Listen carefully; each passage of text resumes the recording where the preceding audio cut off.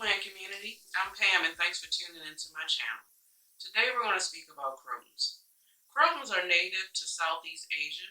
In the forest floor, they can grow up to be about 10 feet tall. There are over 100 varieties of crotons as well.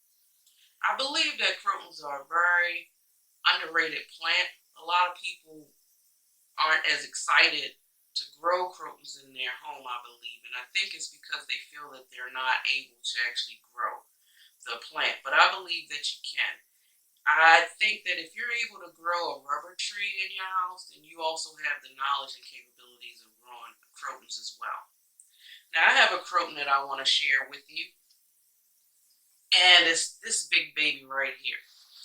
I've actually had this croton plant, I would say, for about a year and a half.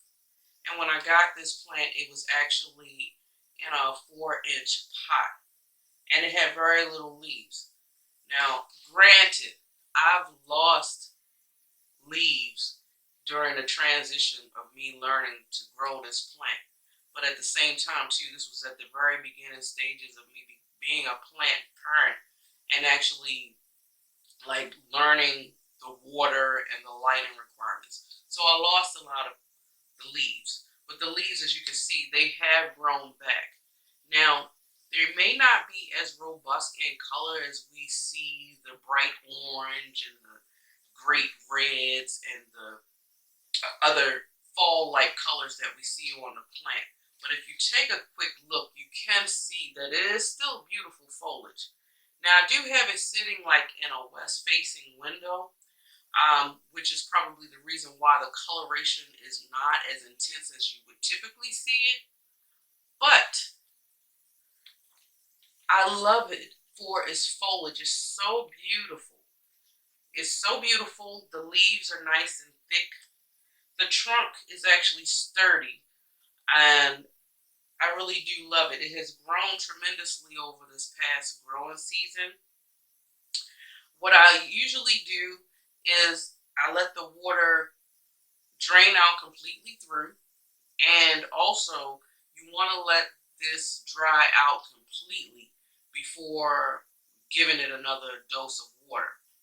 Now, you can actually tell when it needs water because the leaves will actually get thin, and you'll see it will slightly droop a little bit.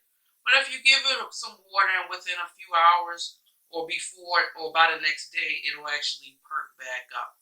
The key is to not let it go dry too long because, believe it or not, over a period of time, it will start to get a crispiness of its leaves. But for the most part, I do believe that it is a very beautiful plant, and I do recommend that you actually give it a try. You might actually surprise yourself and see what you are able to do in your home as far as growing a plant. Uh, as far as the actual mix, you might want to make sure that the mix is as airy as possible. For me, in my mixture, I actually have some orchid bark and some perlite, along with just the regular potting mix that you would buy from your normal Home Depot or Lowe's. No fancy brand or anything like that. Now, do you really need both mediums such as the perlite and the orchid bark? Not really. If you want to save yourself some money, the perlite would do. I would recommend probably, I say, 60% of regular potting soil with the 40% of the perlite, and it gives it excellent drainage, which is good for the roots. It helps to aerate the roots and promote healthy growth. I also fertilize it. Believe it or not, I do give it a synthetic fertilizer. So as long as it's growing, I'm gonna feed it a quarter strength of the recommended dose every time I water it. And if it stops growing or showing new growth, then that's when I'll just give it regular water. So it's a very easy care for me. It's a very easy care plant. And I live in an area where we do experience winter. I keep it underneath my grow lights during that time to give it a little bit more extra boost in the sunlight. But for me, it's for this whole time, it's been pretty easy. It speaks to me, and I really do love it. So there you have it, guys. If you love foliage as much as I do, and you love listening to planty things, definitely subscribe and hit the like button. I appreciate the support. Enjoy your day wherever you are in the world. Until next time, much love.